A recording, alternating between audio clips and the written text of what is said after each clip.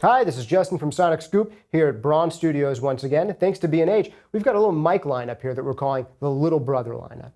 Why Little Brother? Well, each of these mics is kind of a half-priced version of a more expensive mic from the same brand. Starting down this line, we have the AKG 214. And the AKG 214 is kind of the little brother of the AKG 414. It's about half the price, and it's missing some of the bells and whistles. It doesn't have any of the polar pattern selection you'd find on the AKG 414. And it has a slightly different tone as well. I would say that there's maybe a little bit more kind of top end here on the AKG 214 than there is on the classic AKG 414 XLS. All around a nice mic for about half the price with a similar tone. The next one on down the line is a similar idea. This is the Mojave MA50. And for about $500, it's half the price of its closest relative in the Mojave line.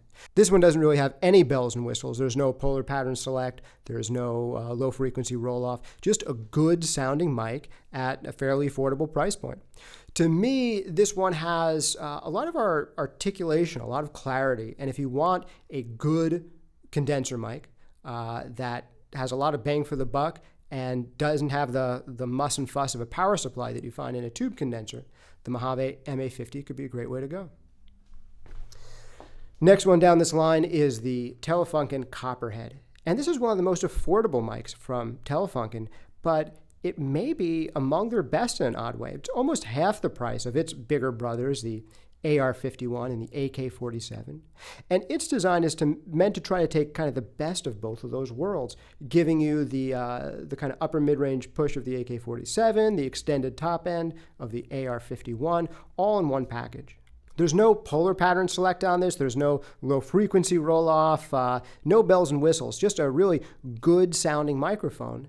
We actually did an interview with Chris Zane in our B&H interview series, and he said when Telefunken sent him their whole new line, this was the one that really attracted his ear the most. Really nice sounding mic for the price point. The last one we're going to hear in an application it wasn't really designed for. This is the Royer 101, and it's a ribbon mic. And you can hear on this one, it's a lot darker than the others. And it's kind of the little brother to the Royer 121. The Royer 121 costs about twice as much as this, but also has a slightly different tonal character. The 121 has kind of a mid-range push and a nice hump in the low end around 50 hertz, so it can sound pretty throaty and full-bodied and fat on electric guitar cabs. The Royer 101 has a little bit more of a neutral response. It doesn't have as much of that kind of mid-range push. It doesn't have that big hump down in the bottom end. It has a kind of more neutral mid-range, more neutral low end, and it actually has a little bit more of an extended top end than the Royer 121. If you put this guy in an electric guitar cab, you get a little bit more clarity, a little bit more of an open and clean sound compared to that kind of throaty vintage mid-range push of the Royer 121. Really nice mic, slightly reminiscent of the old Royer SF1, which I was a big fan of, and about half the price of a 121 without as much of a signature sound.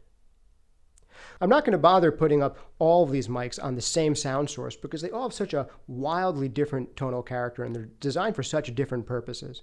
But I think just from the sound of my voice, you can get an overall impression of the frequency response and tonal characteristics of each of these mics. One more time down the line, the Royer 101, about half the price of its big brother, the Royer 121. Then we've got here the Telefunken Copperhead, once again about half the price of its bigger brothers, the AK47 and the AR51. Then we have the Mojave Audio MA50, really affordable mic compared to the more expensive Mojave Audio MA201 and MA301. And then lastly, here we have the AKG 214. This is a much more affordable take on the AKG 414 without a few of the bells and whistles. Similar sound with maybe a little bit more top end than the AKG 414 XLS. All right, thanks for taking the tour through these little brother mics with me. This has been Justin of Sonic Scoop coming at you courtesy of B&H once again here at Braun Studios. Thanks for having us. See you next time.